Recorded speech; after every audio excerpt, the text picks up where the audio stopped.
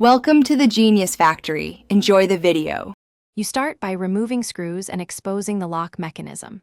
First, use a Phillips or flathead to take out the strike plate and handle screws. This gives access to the latch.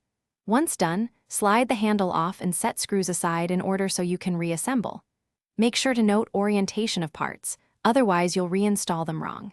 If the lock is stuck, spray lubricant into the keyway and latch to free seized components before continuing. You now inspect the internal parts. Look at the latch bolt, cam, spindle, and springs to find worn or bent pieces. If a spring is broken or a cam is stripped, replace it with an identical part to restore proper engagement.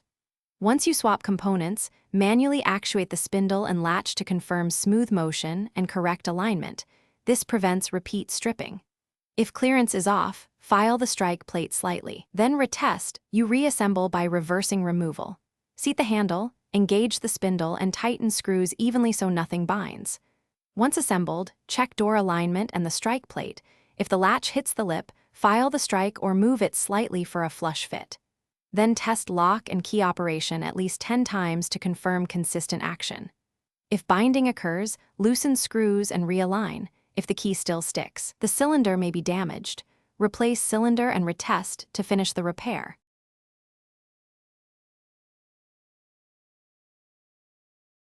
Thanks for watching. If you found this helpful, don't forget to like and subscribe.